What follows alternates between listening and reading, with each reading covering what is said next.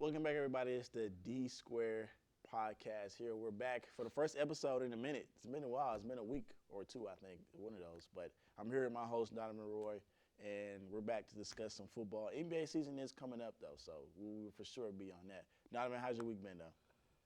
Pretty good week. My Texans got their first win, so obviously I was pretty happy Sunday to see that first win. Yeah. Our first win in the win column. Yeah. It was good.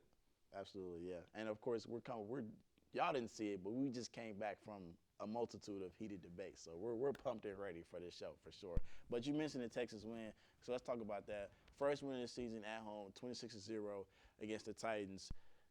Really a game of two halves, in my opinion, even though the Texans were up for majority of the game. We didn't really see the offense look good for the first time this season until that second half. So what were your thoughts on the game? The offensive line, it finally looked like they could play some actual football. They didn't look good against Simmons. Oh my God! Did you see that one play? Where the center snapped the ball and immediately moved to the next guy, and he had a free lane to rush. But outside of that, the offensive line looked solid. The passing game looked solid. Woody Marks looked really good. I think until Mixon comes back, he should be the running back one moving forward because he looks like he blocks pretty well too. I like the way he blocks. He's good in the pass protection. But it's finally good to be in the win column because being 0-3, man, that sucked. And to me, the biggest thing about 0-3 to me was not that, man, Texans might not make the playoffs. Man, Texans aren't winning games. It was being 0-3 put D'Amico Ryans in the hot seat. Really? That was yeah. Because when D'Amico Ryans came, he immediately became a fan favorite. Mm-hmm. So him being in the hot seat that's the last thing that we as Houston fans want to see. Do you think the Texans are better than what their record shows? Yes, absolutely. Okay. And I'm not just talking about, what you expect from them. I'm just saying, what you're actually seeing on the field. Do you think that them as a team are better than 1-3, or do you think, they're 1-3 because they should be? They're better than 1-3 because you look at every game we lost, it's all come down to one single play. Week 1, we lost against the Rams. Agumbawale fumbled the ball. Week 2 against Tampa, we were this close to sacking Baker on that 4th and 10 play, but he got out and he scrambled and ended up picking up the first down, and then they went on to score a touchdown. This close to winning that game. We lost against Jacksonville. We were on a good drive, looked like we were going to score. Everything was going our way, and Nico Collins fumbled the ball. So, from when I'm looking at the Texans, I'm looking like they're a good team that should be winning games. They're almost winning games, but almost just isn't enough. You guys got to pull out the win. So I think they're a lot better. Oh, and our defense is one of the best defenses in the league. Mm-hmm. I think they'll be way better if the offense can hold the ball some more and the defense wasn't gassed every time they go on the field. Well, that's why I think D'Amico Ryans is now in the hot seat because, although he's the head coach, I feel like the reason why this team is struggling right now is because of the offense. Right. And he's held up his end of the bargain as far as his identity and his culture and what he brings, which is defense side of football. The defense is going to be good. He's always going to have that right. But I think the offense has kind of just been something that they haven't figured out yet. And I don't really put that entirely on him. Obviously, he's the head coach because some of it has to be on him. But, to the point where he will be on the hot seat, I don't think so. But from the Texans, listen, you got to win, which is what you needed. In that second half, I thought they looked better as an offense. But I'm going to be honest, it's not so much I can take from a game versus the Titans. Yeah. It's a divisional opponent, sure. But, if we're keeping it real, like Cam Moore said at the end of the game, keep it a buck, we trash. You know what I mean? Those were his exact words. Yeah, they don't want exact words, but yeah, exactly. So I think, you did what you were supposed to do as a team, which was beat somebody that you are supposed to beat, which honestly I feel like they were supposed to be the Jaguars and they didn't. So it's a good bounce-back win for that, good bounce-back win for confidence. But I still look at this offense as an issue because, the first half I still can't ignore. You were up 12-0, all field goals. And honestly, in the second half, outside of the pick that Karen Ward threw that went through the hands of the receiver, they were moving and had a good drive going on, and then the defense made a play, and then you were able to put some more points on the scoreboard. So I think, that second half, the offense looked better. Like I said, like you were saying, Woody Marks looked very good, and I think that he should be the running back one moving forward until Joe Mixon gets back. and see what you can have in him. But I don't necessarily think this season is over for the Texans. Like, everybody's so high on the coach, reasonably so, but I expect them to come down. Like, they just played a good team and lost, and Daniel Jones didn't look that good to me. So I think that the Texans can slowly but surely kind of creep up in the division. You got Baltimore coming up. Lamar's probably not playing in that. So you look up, now you 2-3, still got a couple of more divisional games. Still haven't played the coach yet. Still got to play the Jaguars one more time. I don't think the Jaguars are as good as their record shows. They're definitely not. Because I think they're winning in despite of Trevor Lawrence. If it was the other way around, then I would say maybe so. But I think because they're winning in spite of Trevor Lawrence's horrible play, well, I don't say horrible, but bad play, I don't think they're as good as their record shows. So, I never really bought that the Texans season was just over. I still think they can win this division, in my opinion. How do you think the game this weekend against Baltimore is going to go? It would have to see. If it's no Lamar, I expect a rout from the Texans because I don't think, the offense is going to function as well. Because really with Baltimore, like their whole offense is built on Lamar's play style, right? Right. So you throw a guy in there like Cooper, what's his name again? Cooper Rush? Yes, Cooper Rush. You throw a guy like Cooper Rush in there who doesn't have any running ability, who's mainly a pocket passer. I don't see that functioning well against that defense too. If anything, the fact that he stays in the pocket is going to work into the Texans' advantage because they have those two great edge rushers who can get to the quarterback. So I think it'll be a rout if Lamar doesn't play. And for the offensive side, like I expect the Texans' offense to get going against this Raven defense. Number one, because it's depleted. Number two, it's just not that good. So they should get going against that Ravens defense like everybody else has done this season. If they don't, that's a little bit of more concerning to me. But if Lamar doesn't play, I think it should be a rout. I saw a post this morning that says it's like a movable force. A stoppable force beats a movable object with the Texans and the Ravens. It said the Texans have the number one defense in the NFL, but the 29th worst offense in the NFL. Right. And the Ravens have one of the best offenses. I think the 32nd ranked defense in the league. So, like I said, a completely movable force meets a very stoppable object. They match up so weird. Yeah. But I think the Texans should pull it out. I think even if Lamar was playing, I think the Texans should pull it out because that Ravens defense can't stop anything. They can't stop anything to save their life. So I think the Texans defense should pull it out. And also it's a bad offensive line versus one of the best defensive lines in the league. So yeah, how do you feel about? I've heard some Texans fans say like, man, CJ is back there getting beat up. If you like, you should consider sitting him out for the rest of the season, just prepping for next year. How do you feel about that? Because I've heard that from a lot of Texans fans too. I don't think those are real fans. I think they're tripping. I don't know why you would sit him out for the rest of the season. It's 17 games. You lost 3, and it's not like they're in the NFC East or the NFC West. Yeah. They're in a division where you can definitely come back and win. And they're gonna play. They got to play the Titans again. You got like you said. They got to play the Colts twice, and the Jaguars again. Mm-hmm. So they can beat the Jaguars easily, beat the Titans easily. That'll put them right there with the Colts. So I think they could definitely come back and win. So I don't know why you would sit CJ the rest of the season in preparation. I think that's more of a comment to kind of protect him as far as injury, because he's getting beat up back there, and you want to avoid some serious injury that's going to not only impact this season but also next season as well. But I think as long as the division is still winnable, which I think it is, you let them play and see how things fall out. Yeah. But also, I think this offense still has to change a little bit. Like, at this point, your offensive line is no good. And again, offensive line is not something that gets better during the season. You have to address that during the offseason. So I think it needs to be a lot more of quick passes, down the field. If you're going to throw something deep, have a bootleg or rollout, with the blockers so you have enough time to actually throw it downfield. But I think we need to see a different offense from this Texans team in order for them to kind of struck out a couple of wins. Like I said, this division is still winnable. Like I know you like Daniel Jones. You think he's hot stuff. I don't think he's that at all. And I seen him against the Rams. He played his worst game against a real team, and he had 2 bad interceptions. Now, granted, 1 touchdown got took off the board. I was about to say, they could have won that game with, for that boneheaded play. Yeah, they could have won that game, but still, like, that was by far his worst game this season, and it just so happened that it was against the best team that they have played so far. So, I mean, we'll see. But like I said, I don't believe in Jacksonville.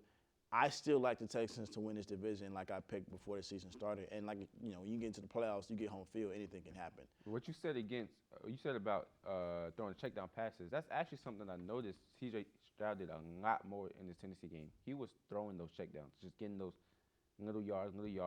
And I actually heard the announcer say something towards the beginning of the game. He said that the Texans coaching staff was telling C.J. just take the check down passes, and we saw it translate into this game. Mm-hmm. So instead of looking for 15-yard plays every time he's throwing the ball, he was actually getting these check down passes and taking away from that 10 yards, just chipping away and getting the first yard. You don't have to get a 15-yard play on every 1st and 10. You can get 4-yard plays. Yeah. Yeah, no, absolutely. But I do think C.J. throws one of the more accurate deep balls in football. Yeah. So you still do want to get those chunk plays. And then you have Nico Collins, who is, solidified top 10 receiver. So you want to get him involved. You can do that, but if you're constantly throwing those deep plays, all the safeties have to do is play back a little bit, and they know it's coming. So right.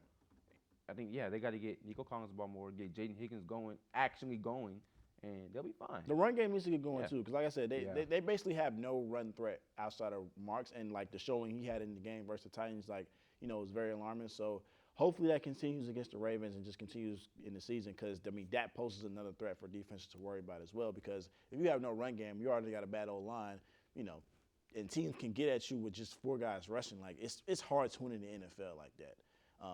So we'll see what goes on with that. Moving on to the Eagles versus the Tampa Bay Buccaneers, another game that was kind of a tale of two halves, specifically for the Eagles. They ended up coming out on top, but the first half, I have the numbers right here. The first half, Jalen Hurts was 15-16, 130 passing yards, 2 touchdowns. Second half, a donut.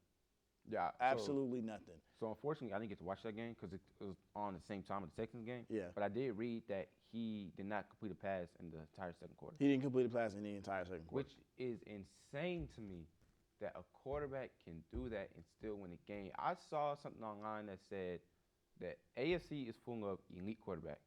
The NFC is full of, okay quarterbacks on elite rosters.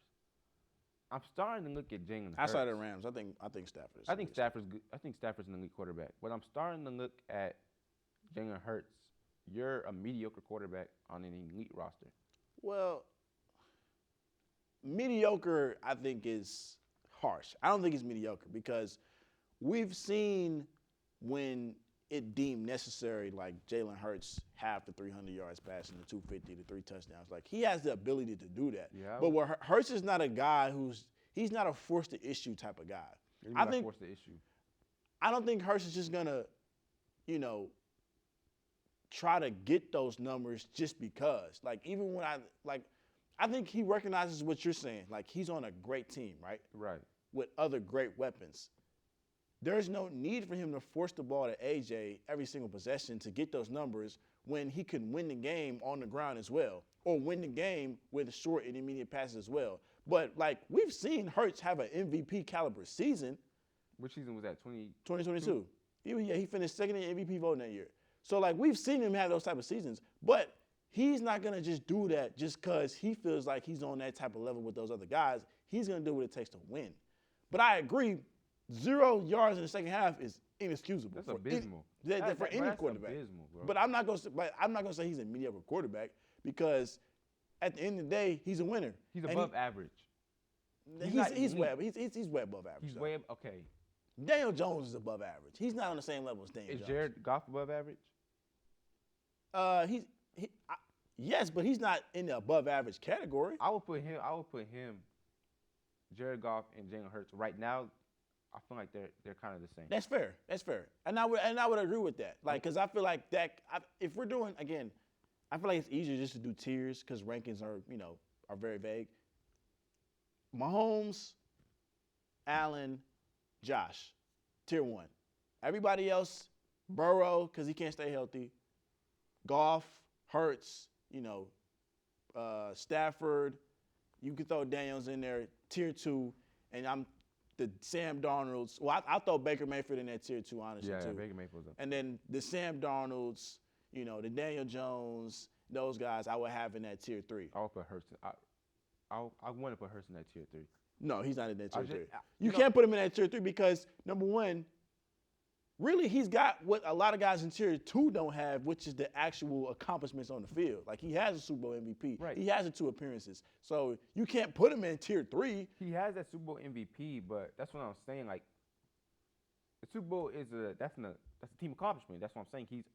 It's an elite team. A.J. Brown, Devontae Smith, Saquon Barkley. We just saw one of the best defenses we've seen in a minute last year. Yeah, but he's played well in those games leading up to going to the Super Bowl too. It'd be different if he was Lamar and he wasn't playing well, but he's actually playing good enough to get to those games. He's playing good. Both Super Bowls he's been in, he's played excellent. Like, honestly, in the Super Bowl he lost, he's played well. So I can't put him on a tier 3 with them other guys. Like, he's actually done it in the postseason. But you know who else played really well in the Super Bowl?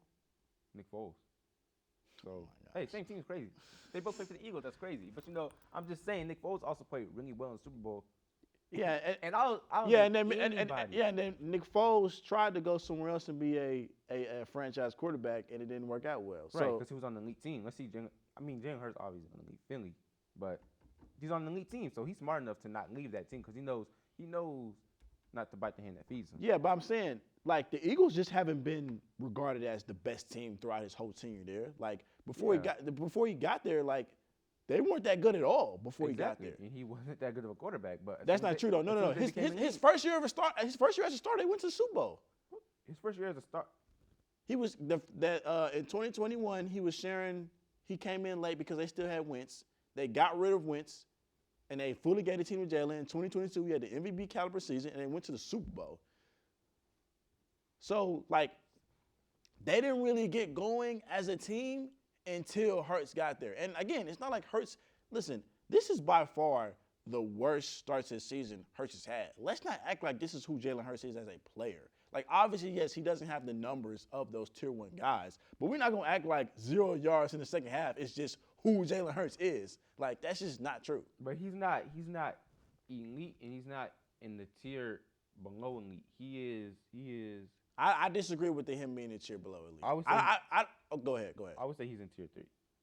You can't put him in tier 3 because you can't put him in tier 3 just, first of all, you can't put him in tier 3 based on the fact that he's actually a winner. Number one, you can't. You literally can't. Especially when you have guys in tier 2 who never even sniffed a Super Bowl. You can't put Jared Goff ahead of, Jared Goff has a great team as well, probably up to par with the Eagles. You can't put Jared Goff ahead of Jalen Hurts as far as tiers when Jared Goff literally has snuck it up in the playoffs multiple times and hasn't even got to the Super Bowl. Jalen Hurts has won 2 NFC title games and has played amazing in the Super Bowl. No, I didn't say Jared Goff is above Jalen Hurts. I said they're about the same. So you think Jared Goff is tier 3. So who's in your tier 2? My tier 2? So my tier 1 would be, like you said, Mahomes, Jackson, and Allen. Tier 2, that's the Burrow, the Herbert, Stafford. So you have Herbert in your tier 2 over Jalen Hurts? Yeah, they're both inconsistent. I think Herbert. Herbert's more gifted. Like I said, the AFC is elite quarterbacks. NFC is elite rosters. But then now go against everything you just said. You just said, but you have doubts about Justin Herbert because he doesn't perform well in the playoffs. That's not Jalen Hurts' issue, and he actually wins. Yeah, you're right. That's what I'm saying. Like, it's a mix. Well, I'm saying we just have to be consistent. Like, obviously, has Jalen Hurts played well this season? No, he hasn't been playing well. Like, that is a fact. But we're not just going to sit here and act like this is Jalen Hurts every single year. Like, yeah, he's not going to put up these spectacular numbers every game. Jalen Hurts is a guy where whatever the game presents, he'll do his part. Let me ask you this. Do you think that they're winning games this season, specifically this season, because of their elite roster? What do you mean by that? They're not winning games specifically because, Jalen Hurts. They're winning games because their elite roster. Like, Jalen Hurts has yet to have a good game. But what is an example of them winning a game based on their elite roster? Because I feel like a game against Dallas, he won them that game. The game against the Rams, they won. In the second half, in the second half, the passing game picked up. That was because Hurts had 250 yards in that second half. And 2 touchdowns. Look at Jordan Davis. They won that game because of Jordan Davis. Jordan Davis had 2 but they took the lead because he drove down the field when they were down by a couple of touchdowns and off a passing touchdown to Devontae Smith. They took the lead in that game. Had it not been because of the rest of that roster, they would have easily lost that game. Okay, but I'm saying, hold on. You just brought up the point before we started recording about the Tom Brady and the Seahawks Super Bowl. Right. About how Tom Brady led them down the field, and you feel like that's the reason why they won a Super Bowl. And I'm saying the same thing low-key kind of applies here. Like, I'm not saying that they won a game because of Hurts, but Hurts, they were down by multiple scores. In that second half, Hurts had 250 passing yards and 2 touchdowns, I think. If he doesn't have that kind of performance, they don't win that game. It don't matter if Jordan Davis blocked 3 points. The reason why the Jordan Davis blocked punts was so impactful was because they had took the lead. If I remember correctly, because of Jordan Davis, LA could have had 3 plus 3. They could have had 12 points had it not been for Jordan Davis. If I remember correctly. Hold on. They were only up by a couple of, I can't remember the exact number, but they were only up by a couple of points when Jordan Davis had the first block. And then Jalen Hurts took him down the field, scored a touchdown.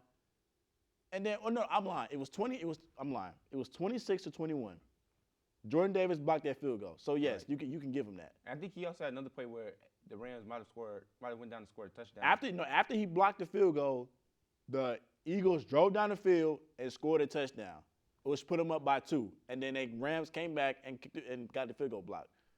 But I'm saying, if Hurts doesn't drive down the field and score immediately off of that and capitalize off of that opportunity, like, it doesn't matter. So I'm saying, like, all these teams have all the elite teams you just named have great rosters. Like, the Ravens have a great roster, it's just not healthy. Bills have a great roster. Detroit got a great roster. All these teams got good rosters. But Hurts for sure, Hurts won him that game, the first game against Dallas with his legs. And if Hurts doesn't up his passing in the second half versus the Rams, they lose that game. Nah, this game he was dog water. I will give you that. But we're not just gonna sit here and act like we're not gonna sit here and act like Jalen Hurts is a system quarterback. I'm not saying he's trash, but he's not. I mean, he's just not.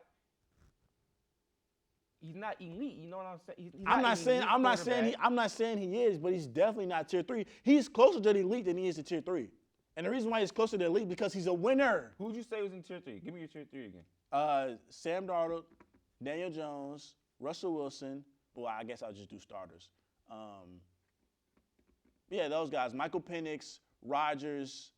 Dang, I'm trying to think of all the quarterbacks. So right you have Hurts in tier 2. I have Hurts in tier 2. Yes. We're gonna have to agree, disagree.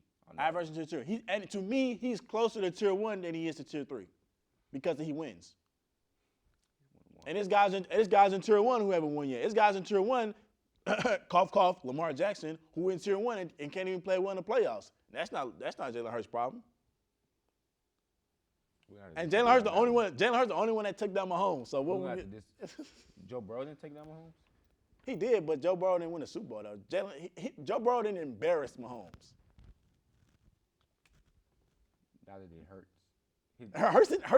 Hurts defense embarrassed Mahomes. Hurts defense gave him 1 touchdown. But they prevented Mahomes from scoring though. They prevented him from scoring, but Jalen Hurts had 3 touchdowns, a rushing touchdown, was the MVP. But that defense embarrassed Mahomes.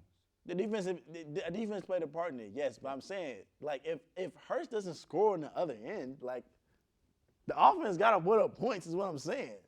Yeah, we're gonna have to agree. We're gonna have to agree to disagree on that one, yeah. So, okay, would you at least agree with me that he's closer to elite than he is to tier 3? Because you can't say he's closer to Sam Darnold or Daniel Jones than he is to Lamar. I want to though. But that's just your personal hate though. But you got to keep it. I have no personal hate against, but that's a Houston brother. I would never hate on the Houston. But I'm saying you got to keep it real. Is he closer to Sam Darnold or Lamar Jackson? Bro, that's a tough question. That's not tough, bro. That's not tough. He's coming out of Super Bowl win, so it's easy to say that he's closer to that. Yes, but even coming out of Super Bowl win. But I'm looking at his raw talent. But the tiers were not based up. If the tiers were based upon raw talent, then Herbert would be tier 1, but he's not. Why? Because he can't perform in the playoffs. That's not Hurts' problem. It has to weigh into that. Okay. Yeah, like I said, we're gonna have to agree. I think I got him on that one, yeah. But we'll move on to the next thing. Oh, we'll touch on this. A.J. Brown, he's quoting scripture now. Message? He's quoting scripture, talking about, all this, shrug your shoulders, move away. Do you feel like this eventually, because they're undefeated despite this. Yeah. But do So I don't you? know why he's upset. So you don't have any. You have a problem with this? I don't have a problem with it. I just don't understand it. I mean, he had 9 targets and he had 2 catches on 9 targets. Yeah, but those How can 9 you be targets were upset? fake though. Yeah, Those were uncatchable balls. They were just like here and like. Yeah, those. Those were uncatchable balls. But they're still winning games. I feel like I would hate to see the locker room collapse because he's whining and being a crybaby. You know, they have a good thing going. It seems like, you know, they go out on the field, they got good team chemistry. Yeah. I would hate to see all that end because A.J. Brown. First off, any problems you have in the locker room should stay in the locker room. Right. I've always hated when guys take their locker room issues to social media. Yeah. So if there is a problem behind the scenes, keep that behind the scenes. It's behind the scenes for a reason. Yeah. Keep that there. I don't like when guys go to social media and do all that whining. Get the Twitter fingers. Yeah, I agree. But I'm kind of with AJ if I'm being real. Like as far as it's gotten disrespectful to the point. Well, he had a good game against the Rams. He did, but that was it. And then the first game, he didn't even get a target until the fourth quarter. And this game, it says 9 targets, but I don't feel like none of those plays were drawn up to get AJ the ball. And that's, I think, is his biggest problem. It's he's not being featured in the offense like he should be. Now they're winning, but for a player like AJ, yeah, you need to get him involved more. And I could honestly see how he'd be upset by not being involved more because, you know, you want to get your stats right so you can get your incentives. So what you do is you go to Nick Sirianni and you talk to him. You go to the offensive coordinator, talk to him. Don't go to Twitter. Well, that's the last thing. Well, I mean, who's to say he hasn't done that yet? You know what I mean? And I think, you know, AJ is who he is. He did the same thing last year, reading a book on the sidelines, you know, drawing attention like that. In the game presser after the loss, he was passing is our biggest issue. So, this is who AJ is. And I'm not saying as a team that the Eagles need to, just tend to him because of his needs. But I do think there needs to be a balance. Yes, we need to feature one of our best weapons in the offense. Right. Because it does lead to winning. We're just not going to act like it leads to winning. So I feel like it's gotten disrespectful as far as, he's not even featuring the offense anymore, which I don't get. Now, I know him and Hurts aren't the best of friends like we all would imagine or think they are, but I think he should be featured in the offense more. But doing stuff like this is not going to help. Yeah, that's just going to make things so much. That's probably one of my biggest pet peeves when athletes just go to the internet and just start with their complaints. Yeah. Keep everything in the locker room with the team because it's just going to break up the team. We've seen teams just get upset over stuff like that. So you don't want you're coming off Super Bowl and you're 4-0. You might not be getting the ball, but yeah, I just keep that off of Twitter. Yeah. Keep it off of Twitter. Yeah, last time he said the same thing last season as saying that the issue was passing. And the game after that, he had a pretty good game, and Hurts had close to 300 yards passing. So we'll see how they respond this Sunday. Moving on to probably the game of the day, but it was kind of weird because it was a tie. Cowboys versus Packers. It was the highest scoring tie game since 1963. Now, honestly, this was my first time watching a game and it being a tie. They've had ties before, yeah, but this is the first time I watched a game from start to finish and it ended in a tie. Pretty anticlimactic. Right, exactly. Yeah. So, what do you think? I would say this: should the Packers feel good, better about themselves, or worse about themselves after this game? Worse, because they're a team that people are riding high on because of their defense. Their defense is people are constantly saying, I mean, this defense is good, this defense is good. Yeah. And then you don't have 40 points to the offense. No, I've been saying. I will say Dak has been balling this season. Absolutely. I'm pretty impressed with Dak Prescott this Absolutely. season. He made some good throws. That one throw he made where he rolled out and threw it on the sideline. That's the best throw I've ever seen him make. Yeah, that was a good throw. This was a really good game from both offenses. I don't know anybody on either offense that had a bad game. George Pickens had a bad game. George Pickens had a good game. Yeah. Dobbs had a good game. Josh Jacobs had a good game. The running back Williams for the Cowboys, he had a good game. He didn't score a touchdown, but he still had a good game. Yeah. That was a pretty good game for everybody. And Matthew Golden had his welcome to the league hit on that return. Yeah. He got popped. So I think it was a pretty good game overall. Now, when it was going down, man, I was praying that Green Bay would connect in a touchdown because I needed Matthew Golden to get a touchdown for my parlay to hit. They threw it to him. He didn't catch it. But, man, that would have been a good night had he got it. And then they kicked the field goal. How do you feel about that ending from the Packers? It was just like, I literally just shrugged my shoulder. I literally sat in bed. I was just like, and turned the TV off because it's a tie. Like, there's nothing to celebrate. Well, like the way it ended, like how, they almost ran the clock out and then they made a pass and then it should have went to zeros, but it didn't. That was really, really bad clock management. I mean, I get that they wanted to run a play to go for the win, but that was extremely close. They should have tried to get it off quicker or something. That was way too. Or just snap the ball earlier. They got at that huddle pretty late. Yeah, it didn't seem like they was really they didn't really do hurry up until the clock started running down. I think I'm not really big on moral victories, but I think if you're the Cowboys, you gotta look at this as a win, and if you're the Packers, you have to look at this as an L, because like you said, like you give up 40 points. Now, I'm gonna start on the Cowboys first. The Cowboys' offense is elite.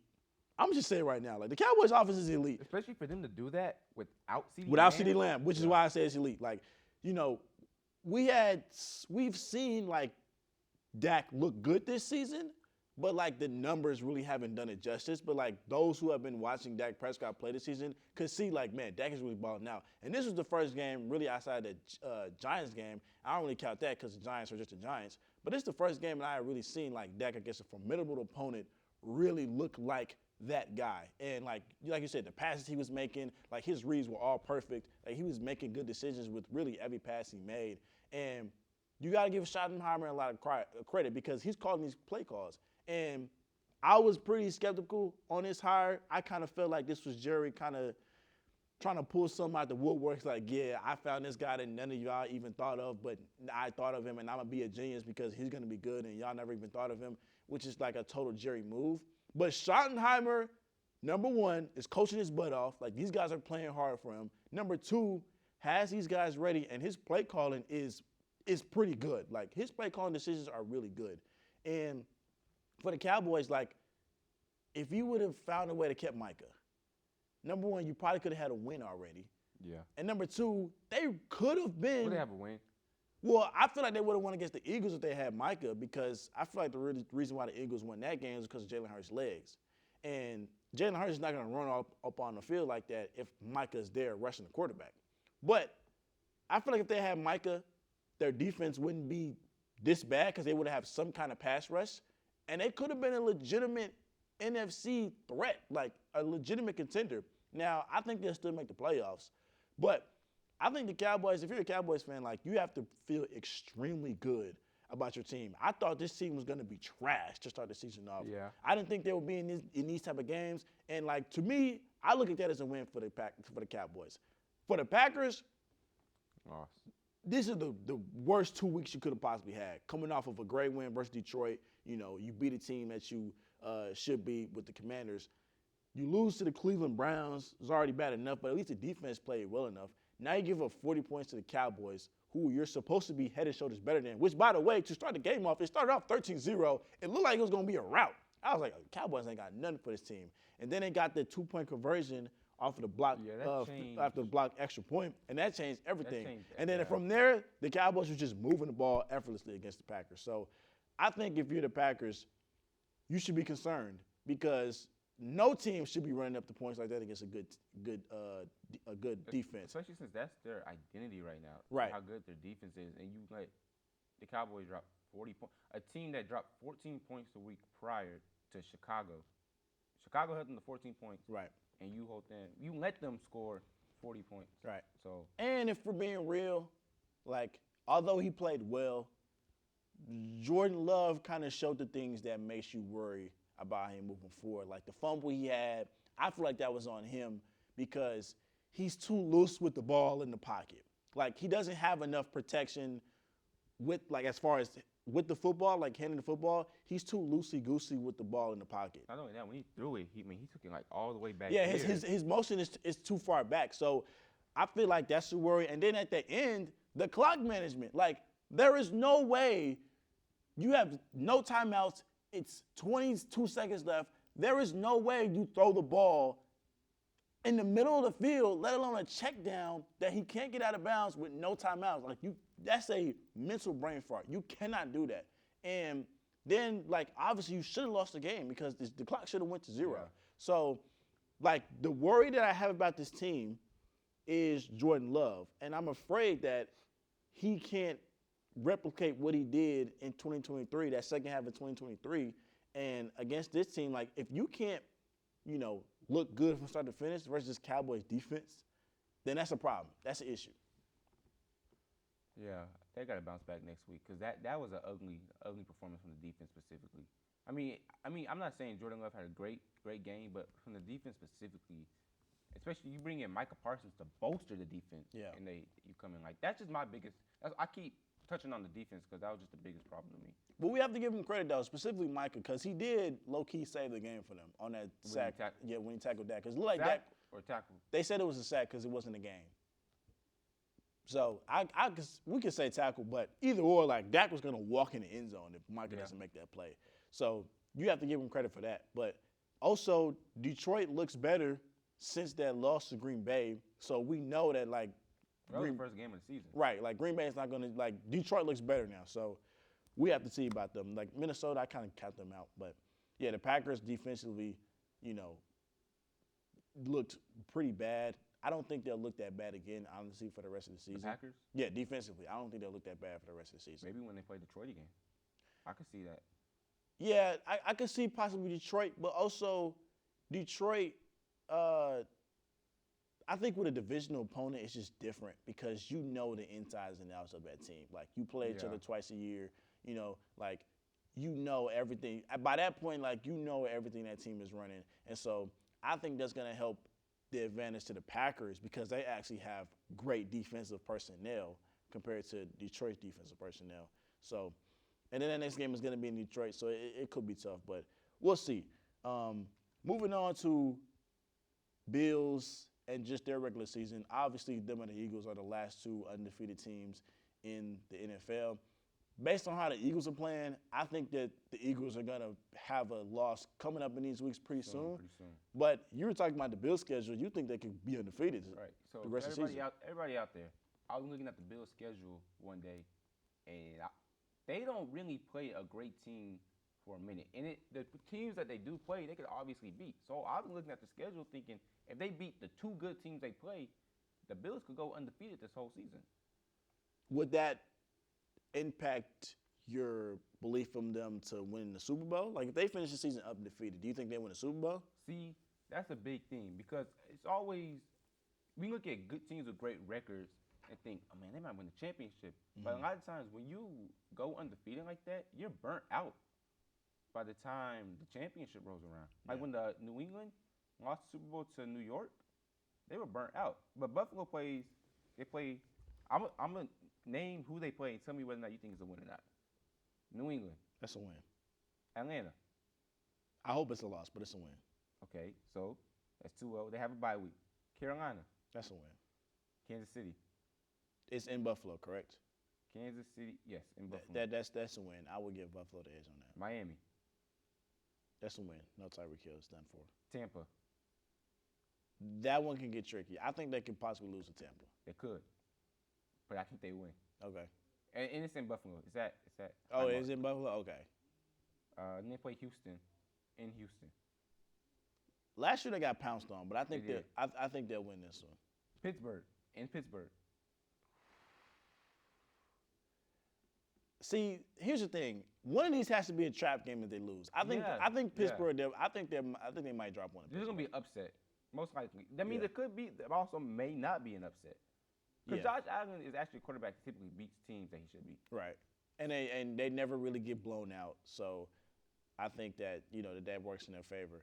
But I think if there's any team if out of all the teams that we said that they should beat, I think Pittsburgh is the one that will get them. So you think at this point they'll be 12-1 if they lose to Pittsburgh. And I'm going to keep going. Cincinnati. They win that. New England again. Yeah, they win.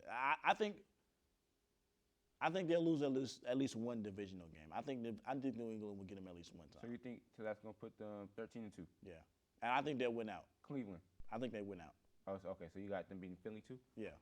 Okay. So at the end of the season, you got them being 15-2. Yeah, I do. I also think like what you're saying about being undefeated. If you're Buffalo, I don't think you want to be undefeated. To be honest, like, Why? I think obviously like because if you go to the playoffs undefeated, The target on your back? not only that, like you due for a loss, and you don't want to be due for a loss at the wrong possible time. Like in my opinion, like and today I know the Miami Dolphins in the '70s, like they went undefeated one year and it worked out for them. But like Patriots, they was undefeated up to the Super Bowl, lost. So Carolina, they weren't undefeated just for the whole season, but like they were the hottest team and they got to the Super Bowl and lost. So Wait, Cam Newton? yeah, so I think like going into the playoffs undefeated is not as it's not as good as it may seem. That's what I'm saying. You get burnt out. And that's not even in football. That's across all sports. We've seen teams break records and get burnt out. 73-9 Warriors. They lost. Seattle Mariners in 2001. They broke the record for most games. Yeah. And they didn't even make the World Series. So having a super high record, you just get burnt out at a certain point. Yeah. And honestly, I would be more impressed if they absolutely dominate the good teams that they play than being undefeated. Like to me, this year, I think this year they need to blow out Kansas City this year. They do. They need to make a real statement because they've beaten Kansas City in the regular season most of the time. It's always at playoffs. But I feel like if they play Kansas City and they just completely like destroy them, that gives them confidence. Like, yo, we're better than this team this year. Even though obviously the playoffs is what matter, but like you have that confidence. Like, man, we played this team and it wasn't even close. Like we are better than this team, and I feel like they haven't had that in the Josh Allen, Mahomes era. So I think they need to focus on is winning and dominating these games against formidable opponents. Because, you know, they're gonna drop one against a team they shouldn't lose to. It's gonna happen. It happens to every team at least once during the season. So, but I don't think undefeated in the playoffs is like this, you know, big thing that everybody should be chasing, because to me that just means you're due for a loss soon. Yeah. So, but yeah. Moving on to tomorrow's game. Rams versus the 49ers. Now, as of right now, I think the last time we checked, Brock Purdy is expected to be questionable. I don't know what that means. So but NFL.com, we looked up at Brock Purdy's status for tomorrow, and they have him listed as expected to be questionable. I've never seen that before. So. Yeah, I've never seen that before either. But like I was telling you, anything that's not probable, I just kind of assume they're going to be out. Right. And honestly, if it is questionable, they probably shouldn't be playing because they're probably, risking it by that. So if I'm going off this based off if not Brock Purdy, if Mac Jones is playing, then I think the Rams should win this game. I think the Rams are the best team in this division. I think the Rams are the best team in the NFC. I'm right with LA. Am I Really? doing it right? Oh, LA. I'm right with LA all season, actually. Yeah. Like I think I came on the show our first episode and said they're my pick to win the NFC. Yeah, you did. You did say that. And honestly, they were my pick too until the Michael Parsons trade. But yeah, I mean, LA just can't get over that Eagles hump. They just can't beat the Eagles. Bro, had it not snowed in that I agree with game, you. They would have easily won. I agree with you. But like every time they play the Eagles, it can't be this if this happened, if this didn't happen. Like I agree. Which is crazy because had they not played them last time, if they blocked Jordan Davis better, they win the game. The Rams, I don't think like the Eagles have beaten them 3 straight times. Or at least in this Stafford era. But I don't think the Rams are just so far behind the Eagles. Like I do think the Eagles are right there with them. Yeah. I mean, I think the Rams are right there with the Eagles. Yeah, I do too. But I don't think the gap is as big as most people would make it seem. Yeah. But I mean, up to this point, you still have to say that the Eagles are better just because they've beaten them. Rams, Eagles, and Lions. I think those are. Those are the top 3. Yeah, and the gap between them is so close. Yeah. Like you could fit like a sheet of paper in between that gap. What about Tampa Bay? Can Tampa Bay get into that top 3 possibly? Tampa Bay or Seattle, honestly. Nah, I don't think. I mean, they're both. I'm not taking away from either team. They're both really good, but Philly, LA, and Detroit, top 3 solidified. Okay. And also just basing off of last season too. I'm not the biggest believer in Detroit just because of Jared Goff. Like I think once the playoffs come, he doesn't perform well. And when he plays against teams that have a real pass rush or with pressure in his face, he doesn't do well. So for the regular season, like, yeah, they're going to be a real threat. But when I think of top three, I'm thinking about the teams that could, like, legitimately win the Super Bowl in the NFC. And I don't really see Detroit as that. And, I mean, we haven't even talked about the Commanders yet, who haven't had Jaden Daniels. He finally comes back this week. Like I said, Seattle and Tampa Bay play this Sunday. Whoever wins that game is going to be 4-1. So No, I'm not taking. I don't think Washington is. I don't think Washington's in that top 5. that's fair. Yeah, they're not in that top 5. Hey, that's fair. I think, and I didn't think they were going to have a good of a year that they had last year. I don't think at all because now they got film on Jaden Daniels and looking at he has a target on his back now. They're not going to be as good. And they call him the unction, man. They got a lot of old players: Bobby Wagner, Austin Eckler. I can't think. They of. do got a lot of Debo Samuel. They got a couple of guys. But I think the Rams are the best team in this division. They should win this game. But like between these two teams, like when they play, like some crazy stuff always happen. So I keep saying Brock Purdy. I think Mac Jones will still play well, just because the system and he played well in the previous games that he's played this season. But I think the Rams will still end up winning. Also, just a side note, Puka Nacua, like, there could be an argument made right now that Puka is the best receiver in football. The best? I don't know about. Well, I would say he's the only one that has a case outside of Chase. Only because of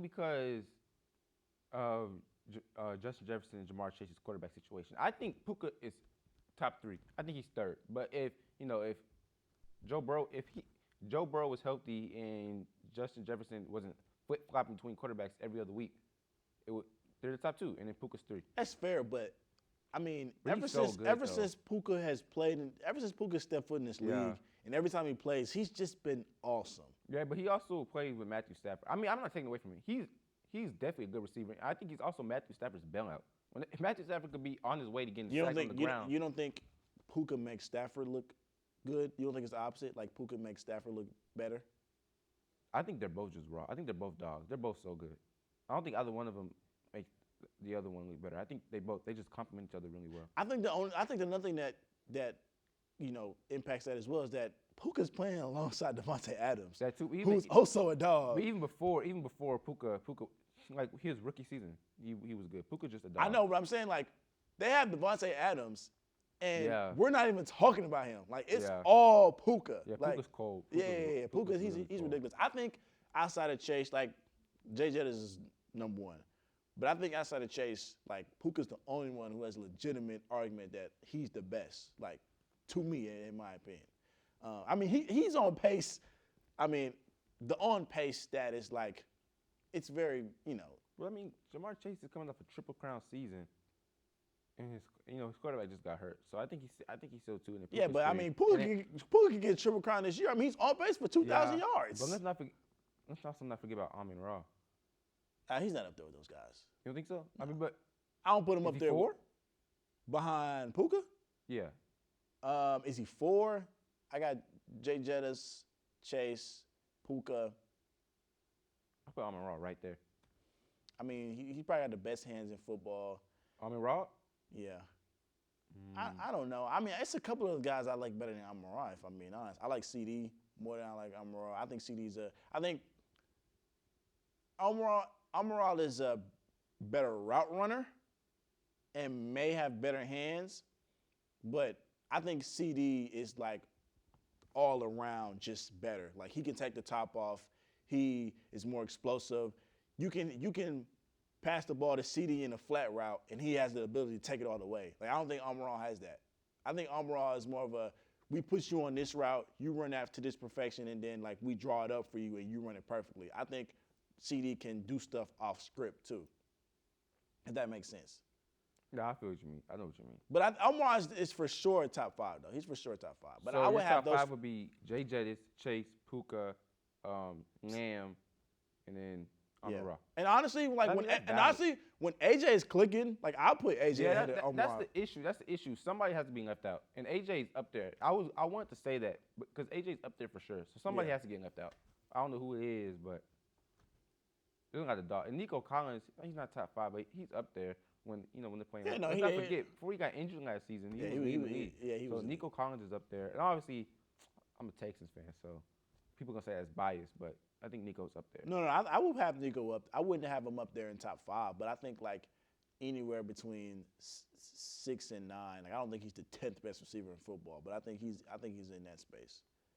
Yeah, he's a lot of good receivers in the league. No, it is. I think from a talent perspective, like it's the best we've seen up to this point, like from position wise. Maybe not running back, but like quarterback, receiver, like it's pretty up there.